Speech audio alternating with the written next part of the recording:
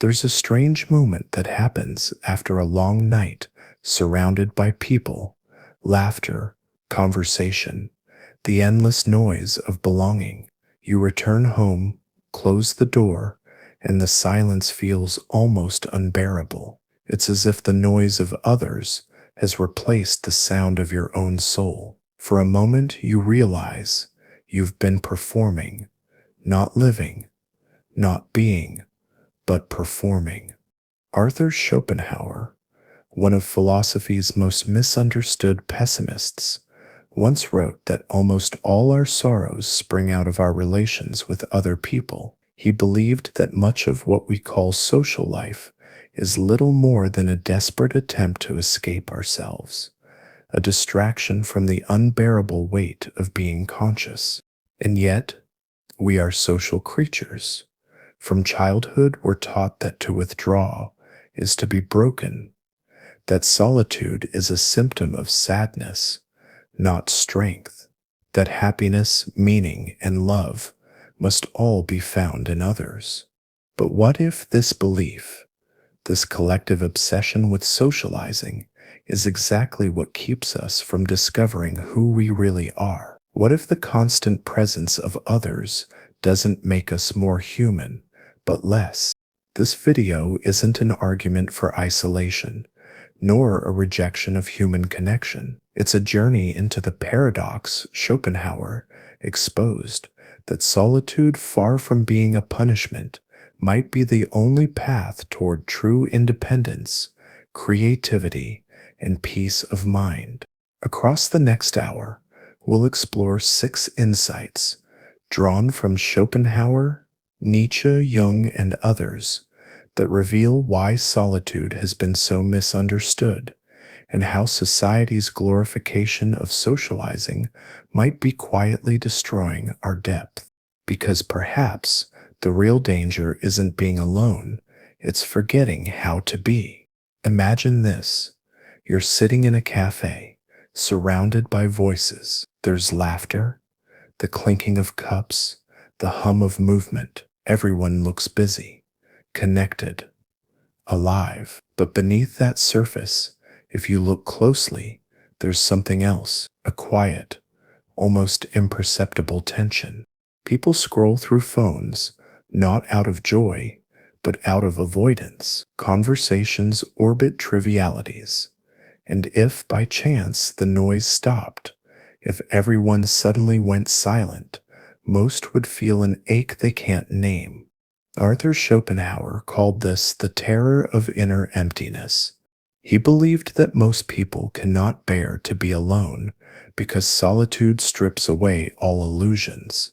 It confronts us with the reality that much of our life, our routines, our conversations, even our ambitions, are designed not to express the self, but to escape it.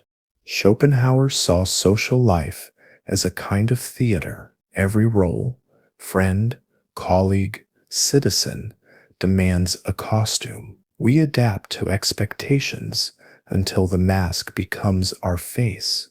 But when we are finally alone, the mask slips. What remains is the raw self, uncertain, vulnerable, and for many, unbearable. He wrote, "A man can be himself only so long as he is alone, and if he does not love solitude, he will not love freedom. Because freedom, in his view, is not comfort, it's confrontation. The confrontation with one's own mind." This is where Schopenhauer's philosophy pierces modern life most deeply. In a world obsessed with connection, we confuse exposure for intimacy. We believe that being seen by many means being known, when in truth the opposite is often the case. The more we are surrounded by others, the less we are allowed to face the truth of ourselves. It's why so many people feel an unshakable anxiety when the phone battery dies, when the house falls silent, when the weekend plans are canceled. We have built a civilization that treats solitude as pathology. And so, when the masks fall away, we find not peace, but panic. Yet Schopenhauer would say this panic is not punishment. It's revelation. It's the soul realizing how long it's been buried under noise. To feel restless in solitude is not failure. It is the first step toward freedom. The great tragedy, he warned, is that most never take that step.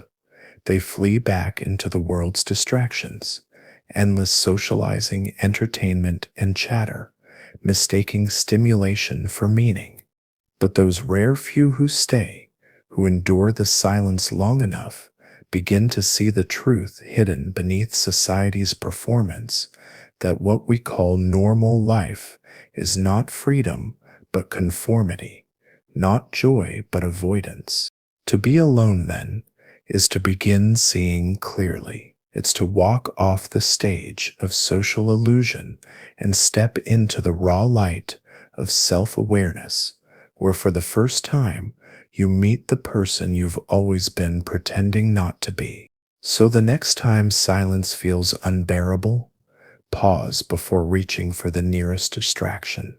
Ask yourself, what am I afraid will surface if I stay?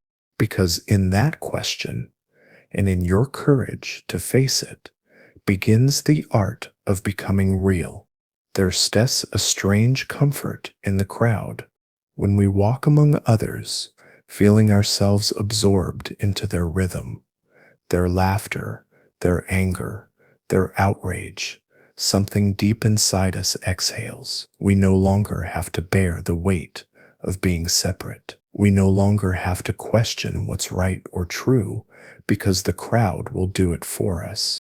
Friedrich Nietzsche called this the herd instinct, the ancient impulse to dissolve into the group, to let the collective determine our thoughts, our values, our emotions, to belong even at the cost of authenticity.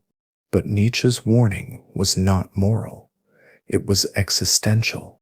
He believed that the greatest threat to human greatness was not evil, but comfort, not hatred, but conformity. The crowd, he said, does not kill the body, it kills the spirit. You can see this everywhere today. The digital crowd, millions of opinions echoing through social media, gives the illusion of thinking together, when in truth, it's the opposite. We no longer form our own convictions. We inherit them. We post, share, and react, not from truth, but from fear. Fear of isolation, fear of ridicule, fear of standing apart. Nietzsche called those who rise above this instinct the free spirits, individuals who, like mountaineers, are willing to climb the lonely peaks of their own minds. They are misunderstood, sometimes even despised, because their independence exposes the comfort of others as cowardice. But that solitude is not punishment. It's the price of freedom. He wrote, "The individual has always had to struggle to keep from being overwhelmed by the tribe. If you try it, you will be lonely often and sometimes frightened, but no price is too high to pay for the privilege of owning yourself." When we spend too much time in the crowd, literal or digital, our individuality begins to dissolve. Our opinions blur into the collective mood. Even our emotions begin to synchronize with the group's vibration. Modern psychology has a name for this emotional contagion, the unconscious imitation of others' feelings. We become mirrors instead of minds. But solitude interrupts this contagion. It is the detox of the soul. When you are alone long enough, you begin to hear your own rhythm again, the faint pulse of your individuality beneath the noise. At first, it feels uncomfortable, even empty, because you're no longer being filled by the crowd's constant affirmation. But then slowly, something extraordinary happens. Clarity emerges. Your thoughts regain weight. Your feelings become honest. You stop speaking in slogans and start thinking in truths. Nietzsche's great challenge was this: to become who you are. It sounds simple, but it's the most difficult task imaginable, because most people never realize they've been someone else all along. They've lived not as individuals, but as fragments of the collective. They've mistaken belonging for identity. To break away from the crowd, then, is not arrogance, it's awakening. And in a time when everyone is shouting to be seen, perhaps the most radical act of all is to quietly walk away and see yourself clearly for the first time. So the next time you find yourself agreeing too easily, following too quickly, laughing just because others laugh, pause. Ask yourself, is this truly mine? Or have I borrowed it from the crowd? Because your soul was never meant to be diluted. It was meant to stand whole, even if it stands alone. There are moments in life when loneliness doesn't feel poetic or philosophical. It feels heavy, like the world has turned its back. You scroll through your phone, see others laughing, traveling, belonging, and wonder what's wrong with you. The silence feels like punishment. The empty room feels like rejection. But Carl Jung, the great explorer of the human psyche, saw loneliness differently. He believed that the soul's deepest work could only begin when the noise of belonging faded, when we are left alone with our own depths. He called this process individuation, the gradual unfolding of one's true self, the journey of becoming whole. And it often begins, paradoxically, with a sense of isolation. Jung wrote that loneliness does not come from having no people around you, but from being unable to communicate the things that seem important to you. In other words, loneliness isn't the absence of company, it's the absence of understanding.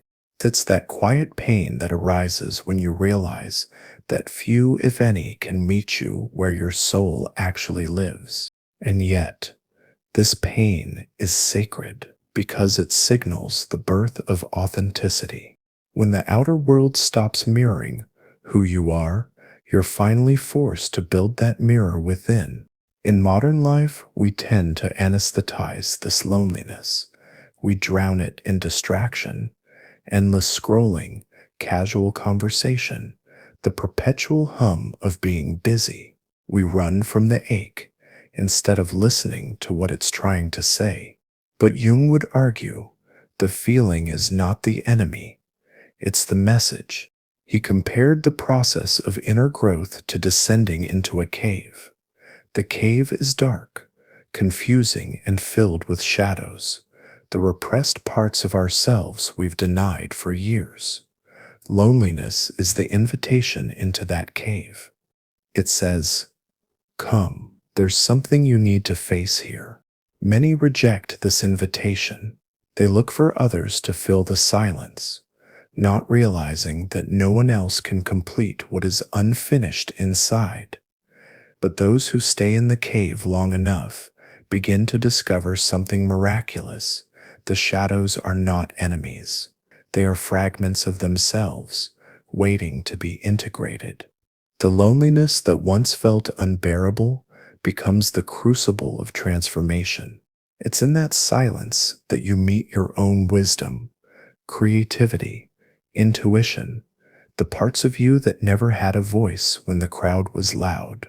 Jung observed that the path to selfhood is not a straight climb toward light, but a spiral, descending into solitude, confronting the dark, and then emerging more whole. Every time you face the ache of loneliness without escaping it, something in you grows stronger, more centered. You begin to realize that solitude is not emptiness, it's space, space for what is real to finally take shape. So perhaps the question is not, how do I escape loneliness? But rather, What is my loneliness trying to teach me? Because behind the ache is an invitation to stop searching for yourself in others and to start meeting yourself where you are. And when you can do that, when you can sit in your own company and feel at peace, you have found something the world cannot give and cannot take away the quiet power of being whole. There's a strange irony in the age we live in. We've never had more ways to communicate, yet we've never said less that truly matters. We fill our days with words, messages, posts, calls, podcasts, endless chatter.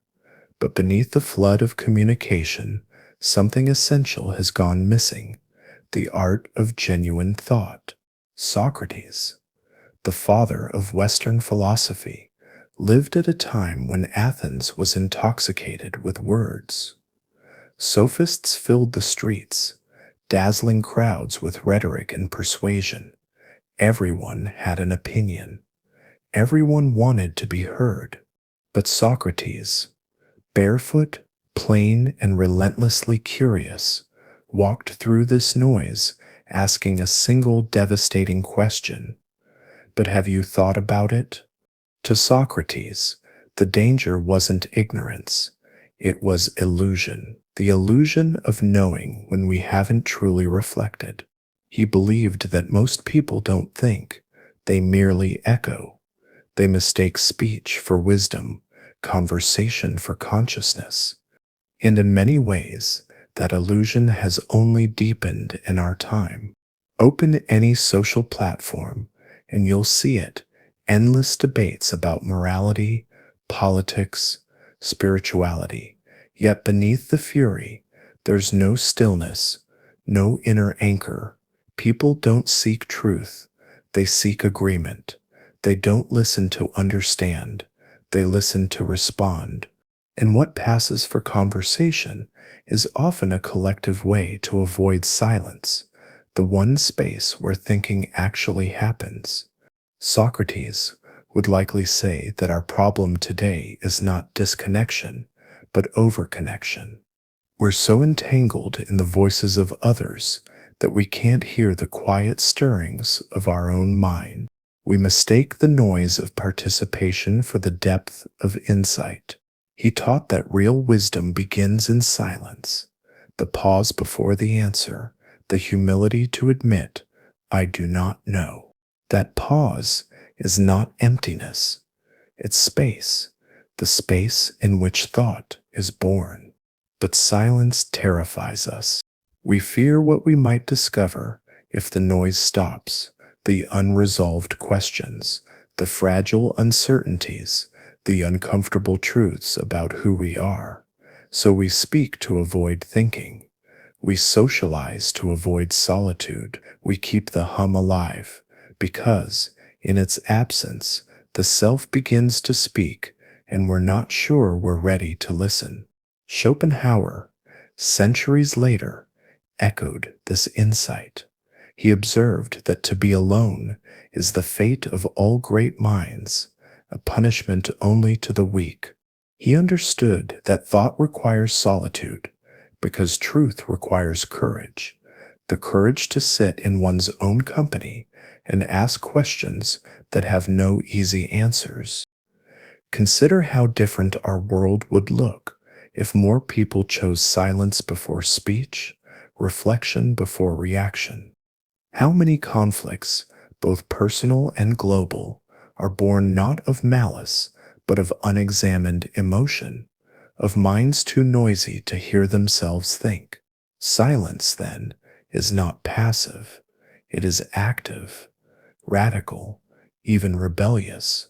To withdraw from the noise is not to escape life, but to reclaim it, to slow down the flood of external voices until your own begins to rise. So perhaps the question isn't, what should I say next? But rather, what truth is waiting to emerge if I stop speaking? Because beneath the endless conversations of the world lies something infinitely rare, the voice that only appears when everything else goes quiet. And that voice, if you listen long enough, will tell you who you really are. There's a strange phenomenon that happens when we're alone and suddenly check our phones. Within seconds, we're drawn into a parallel universe, scrolling through other lives, other bodies, other successes. And though nothing tangible has changed, or state of mind does, what once felt enough now feels small. What once felt peaceful now feels inadequate. Jean-Jacques Rousseau, in the 18th century, predicted this long before screens existed. He argued that society doesn't simply organize our lives, it corrupts our desires. In the state of nature, he said humans were content. Their wants were simple, and few food, shelter, safety, companionship. But once we began living among others, once we saw ourselves reflected through their eyes, something shifted. We began to desire not what we needed, but what others had. Rousseau called this amour propre, self-love derived from comparison. And from that moment, humanity's peace of mind began to crumble. Arthur Schopenhauer would later echo this idea in his own bleak yet brilliant way. He believed that all human suffering arises from what he called the will to life, an insatiable force that drives us to want, to strive, to possess. And society, he said, amplifies this will until it becomes unbearable. When we live constantly among others, we are bombarded by reminders of what we lack. Every conversation, every image, every achievement becomes a mirror that reflects our supposed inadequacy. Freud would later give this a psychological dimension. He described civilization as a trade. We repress our instincts to live together peacefully, but in doing so, we generate enormous tension within. Our social world demands restraint, yet simultaneously tempts us with images of the very things we've renounced: power, beauty, pleasure, recognition. The result? Restlessness. A quiet, persistent dissatisfaction that no amount of achievement can soothe. Schopenhauer saw this clearly. He believed that life in society becomes an endless cycle of chasing and disappointment. The moment one desire is fulfilled, another arises to replace it. The mind becomes like a treadmill of craving, mistaking movement for progress.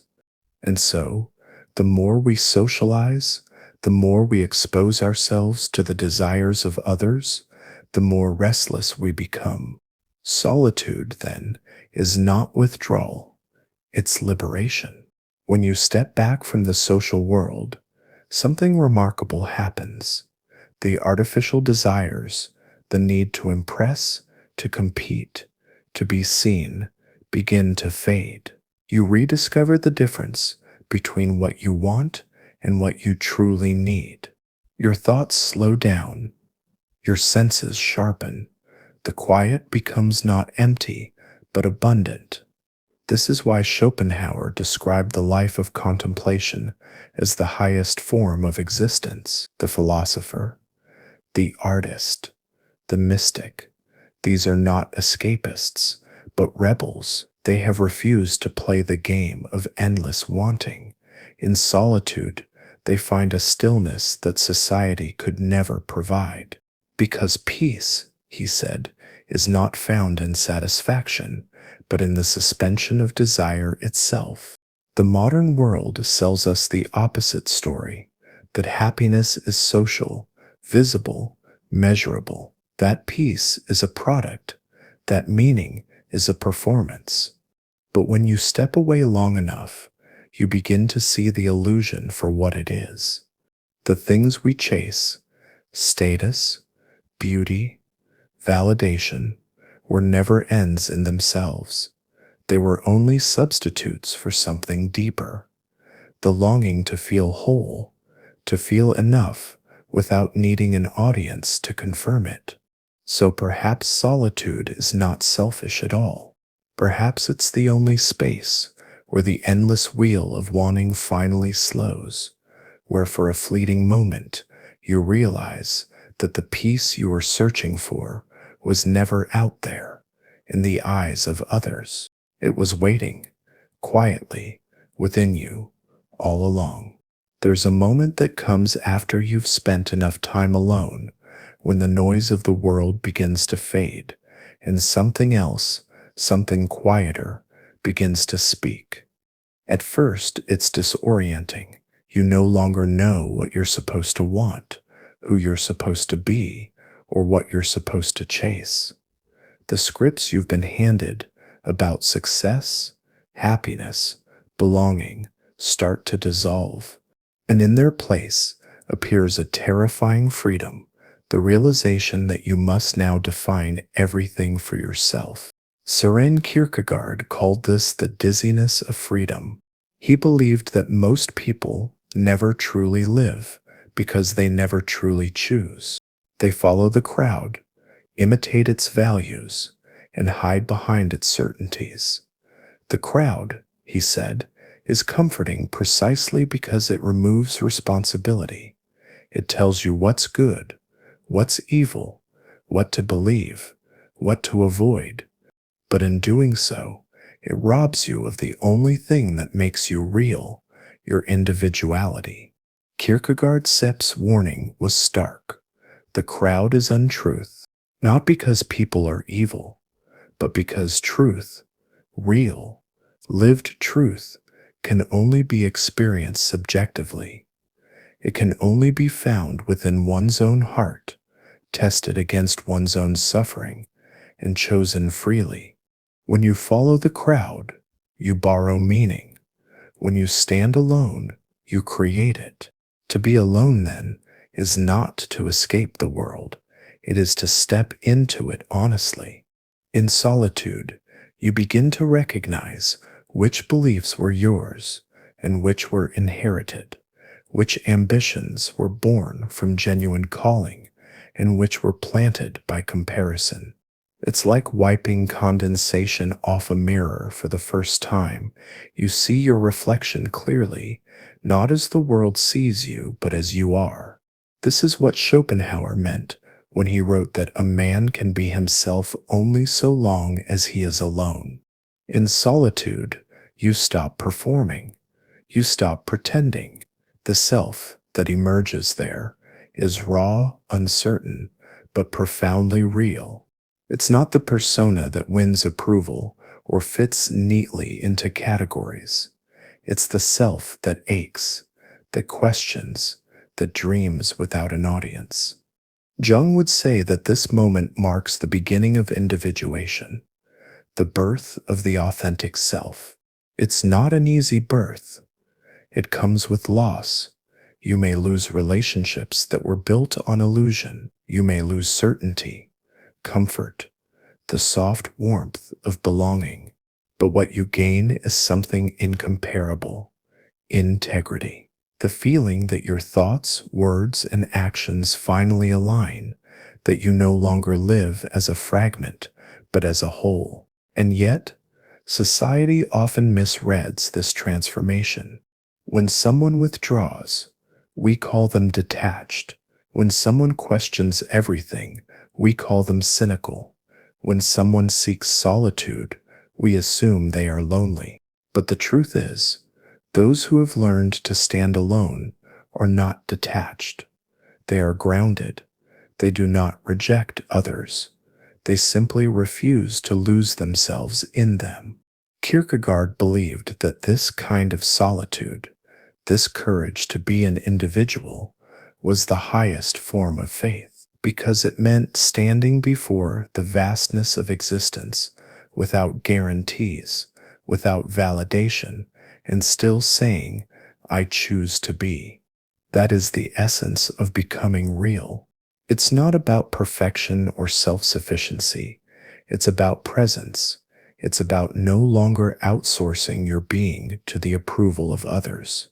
To be alone is to realize that you are already whole, not because the world agrees, but because your soul finally does. So, if you find yourself standing apart, misunderstood, quiet, unseen, know that this too is a sacred place, because in that stillness, something extraordinary is happening. You are ceasing to be a copy and beginning to become yourself. If these ideas resonate with you, if you find beauty in the silence, meaning in solitude, and courage in introspection, consider subscribing. This channel is a space for those who walk the quieter path, the thinkers, the seekers, the ones who dare to ask what others avoid. There's a moment, somewhere near the end of solitude, when the silence no longer feels empty. It begins to breathe with you, not as absence, but as presence. The same silence that once felt unbearable now feels sacred, because you've crossed a threshold few ever do, the point where solitude stops being a mirror of loneliness and becomes a doorway into truth. Schopenhauer began this journey for us with a warning that much of our suffering arises from our relations with others. But if we listen more closely, beneath his pessimism is not contempt for humanity, but compassion for the self. He saw how easily the individual dissolves into the illusions of society, how the hunger to be seen, to be liked, to belong, can quietly erase the very soul it seeks to express. And so he urged us towards solitude, not as retreat, but as reclamation, because only in solitude can we see what society hides. Only in solitude can we hear the faint echo of our original voice, the one that existed before the world told us who to be. Across this exploration, we've uncovered 6 truths, 6 lights that guide us through the darkness of this paradox. First, we learned that solitude reveals what society hides, that to step away from the world's performance is to begin seeing clearly, to finally meet the person behind the mask. Second, that the crowd dilutes the soul. As Nietzsche warned, belonging often comes at the cost of individuality. The crowd gives comfort, but steals conviction. Third, that loneliness isn't a problem. It's a teacher. Jung showed us that the ache of isolation is not a void to escape, but a message from the soul, an invitation to wholeness. Fourth, that conversation often replaces thought. Socrates taught us the power of silence, that wisdom begins where noise ends, and that to think deeply is to rebel against superficial speech. Fifth, that the social world breeds desire, not peace. From Rousseau to Freud to Schopenhauer, we saw that the more we live through others' eyes, the more restless we become, chasing satisfaction that never arrives. And sixth, that to be alone is to become real. Kierkegaard reminded us that truth is found only in individuality, that to stand alone, uncertain yet sincere, is the most courageous act of all.